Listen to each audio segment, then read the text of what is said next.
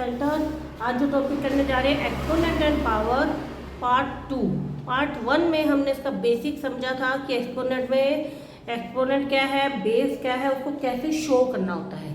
अब हम पार्ट 2 में करने जा रहे हैं law of exponent. Law of exponent जो है आपको बहुत ही इंपॉर्टेंट टॉपिक है, क्लास 6 में नहीं आता है बट 7th 8th 9th में बहुत अच्छे से इसके क्वेश्चन अच्छे हैं, मतलब बड़े बड़े क्वेश्चन हैं उसमें। तो इवन 6 में तो सिर्फ 7th में तो सिर्फ बेस बता दिया कि ये इसके लॉ ऑफ एक्सपोनेंट है। 8th में थोड़ा और आगे बढ़े आ जाते हैं क्वेश्चन, और 9th में तो बिना लॉ ऑफ एक्सपोनेंट उन्होंने अच्छे से मेंशन किए बगैर सम दे देते हैं वो। तो हम इसको इस तरह के कुछ क्वेश्चन देखते हैं, लॉ ऑफ एक्सपोनेंट के बारे में पढ़ते हैं और उसको कैसे शो करना है वो देखते हैं। वीडियो शुरू करने से पहले कहूँगी अगर आप मेरे चैनल पर नए हैं तो मेरे चैनल को सब्सक्राइब जरूर करें, वीडियो को शेयर करें, लाइक करें और कमेंट जरूर करें। Let's start. Law of exponent करने जा रहे हैं।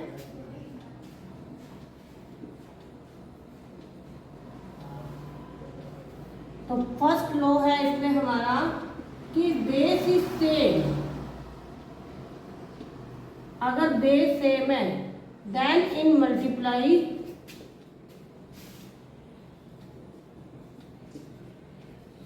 Powers will be added. हम पावर को ऐड कर देंगे मल्टीप्लाई में, ठीक है, मल्टीप्लाई में पावर को ऐड कर देंगे। तो कैसे, जैसे 3⁵5, 3⁵3, 3⁵2, 3⁵7। हमने इतनी बड़ी मल्टीप्लाई, इस तरह के क्वेश्चन को मल्टीप्लाई नहीं करना क्योंकि एक्सपोनेंशियल जो क्वेश्चन होते हैं ना, एक्सपोनेंट वाले मल्टीप्लिकेशन बहुत बड़ी होती है तो उनको पावर के रूप में ही दिखा देना होता है। अब ध्यान से देखिए स्टूडेंट्स, ये जो क्वेश्चन है इसमें बेस क्या है, सेम है। मैंने कंडीशन अप्लाई की है यहाँ पे कि बेस सेम होना चाहिए।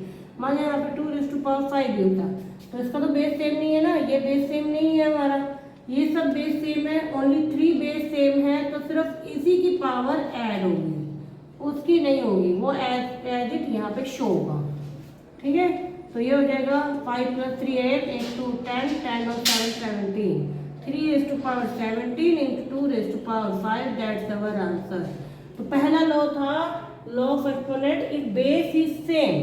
ध्यान देखिए स्टूडेंट कि बेस सेम होना चाहिए, बेस सेम होगा, ये बेस सेम है ना इसमें, तभी हम उसकी पावर को ऐड करेंगे। कब, वो भी कंडीशन देखिए मल्टीप्लाई में, वो नंबर मल्टीप्लाई होने चाहिए, मल्टीप्लाई हो रहे हैं और बेस सेम है। दो हमारी शर्तें हैं इसमें, पहली कि बेस सेम होना चाहिए और ये नंबर्स मल्टीप्लाई हो रहे हैं तो पावर इनकी ऐड हो जाएगी, ठीक है। कुछ एग्जाम्पल देखते हैं इसके।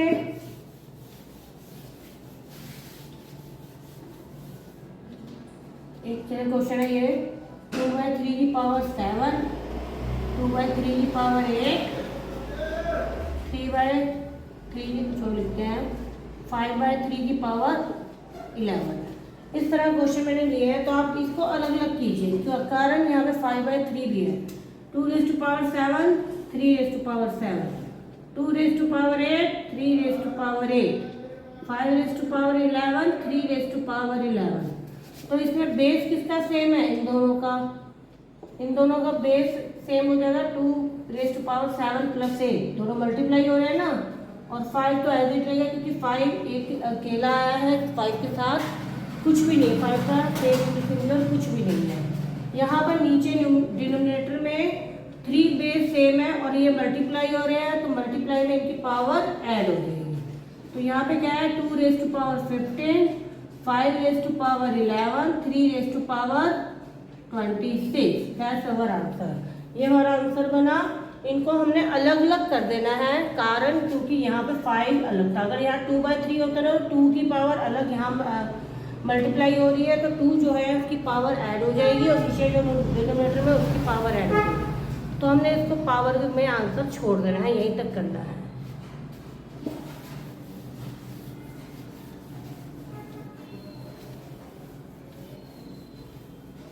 एक देखिए ये वाला 3R7, 3P8, 3P6 अपॉन में 9R8। इस टाइप का क्वेश्चन आया है हमारे पास, कुछ और लिख लेते हैं, P लिख लेते हैं।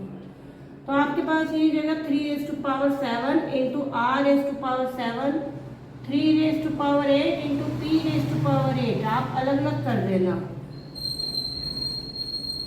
अब 3 क्या 9 क्या होता है 3 रेज टू पावर 2 और p रेज टू पावर 8, तो ये आराम से कैंसिल हो रहे हैं, ठीक है ना। और हम इनकी पावर को ऐड कर देंगे और डिवाइड वाले को माइनस करना है, वो भी अगले लो में बताने जा रही हूँ मैं।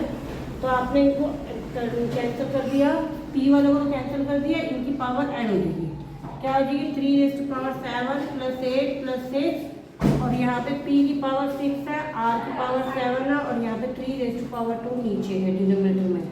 तो ऐड कर देंगे हम 8 प्लस 6 14, 14 प्लस 7 21 और 2 माइनस करना है यहाँ पर, ये हमारा आंसर हो जाएगा। ठीक है स्टूडेंट, ये था हमारा फर्स्ट लॉ जिसमें मल्टीप्लाई के रूल को फॉलो किया गया था। अब हम कर रहे हैं सेकेंड कर रहे हैं, सेकेंड लॉ करने जा रहे हैं। सेकेंड लॉ था if base is same, again condition उन्होंने बताई है कि बेस सेम है, देन इन डिवीजन में power will be subtracted, power को हम सब्ट्रैक्ट कर देंगे। कंडीशन क्या है, बेस सेम होना चाहिए। अगर बेस सेम है तो डिवीजन में पावर माइनस हो जाएगी। कैसे, अभी जो मैंने एक एग्जांपल अभी पीछे कर रही थी उसमें 9 आया था, 9 को 3 रेज़ टू पावर 2 कर दिया था। अब क्योंकि वो डिनोमिनेटर में डिवाइड हो रहा है तो वो माइनस हो गया, ठीक है। 2/3 raise to power 8 divided by 2/3 raise to power 6। हमने क्या करना है, इनको डिवाइड करना है, तो आपने इसको लॉन्ग डिवीजन वगैरह नहीं करना है। आपने लॉन्ग एक्सपोनेंट देखिए, बेस क्या है सेम है, बेस सेम है तो इनकी पावर क्या हो जाएगी माइनस हो जाएगी। अगर स्टूडेंट इसको ब्रैकेट में दिखाना है, आपने अलग अलग नहीं दिखाना है, ऐसे नहीं दिखाना है, ये गलत हो जाएगा, ठीक है।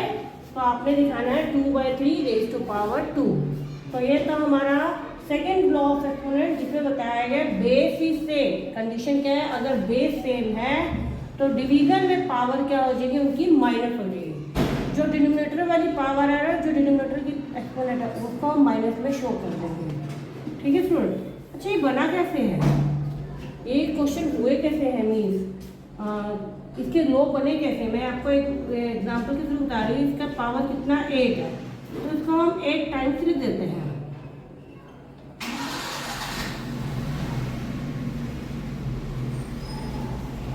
अब क्योंकि ये डिवीजन में है तो डिवीजन में तो रिवर्स हो जाता है, 3/2 हो जाएगा और 6 टाइम्स।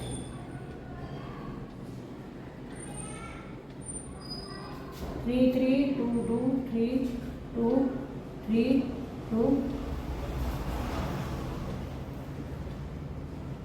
कितना बचा है 2/3 रेज़ टू पावर 2, ठीक है स्टूडेंट्स। तो ये लॉ ऑफ एक्सपोनेंट जो बने हैं इसका कोई रूल रेगुलेशन है उसके अकॉर्डिंग बने हैं। आप मल्टीप्लाई में देखोगे, अगर आप उनकी पावर को खोल दोगे तो आप काउंट करोगे वो उतने ही टाइम्स होगा जितनी उसकी पावर हमने ऐड करके लाए थे। सेम ऐसे ये डिवीजन में है तो डिवीजन में पावर क्या हो जाती है, माइनस हो जाती है, ठीक है। कौन सी, डिनोमिनेटर वाली, ये माइनस होगी। अगर यह -6 होता तो ये क्या हो जाएगा 8 माइनस -6, दैट मीन ये दोनों क्या हो जाएंगे, प्लस हो जाएंगे। इसका आंसर फिर बन जाएगा 2/3 रेज़ टू पावर 14, ठीक है स्टूडेंट्स।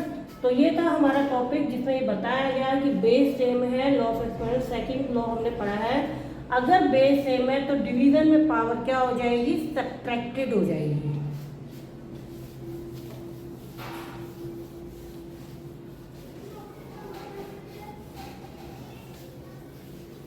अब इसका हम करते हैं थर्ड लॉ। थर्ड लॉ क्या है एक्सपोनेंशियल पावर का, पहला लॉ किया है अगर मल्टीप्लाई हो रहा है, if base is same then in multiply power will be added. और हमने सब्ट्रैक्शन में कब रूल फॉलो किया ये वाला, अगर बेस सेम है तो डिवीजन में पावर क्या हो जाएगी, माइनस हो जाएगी।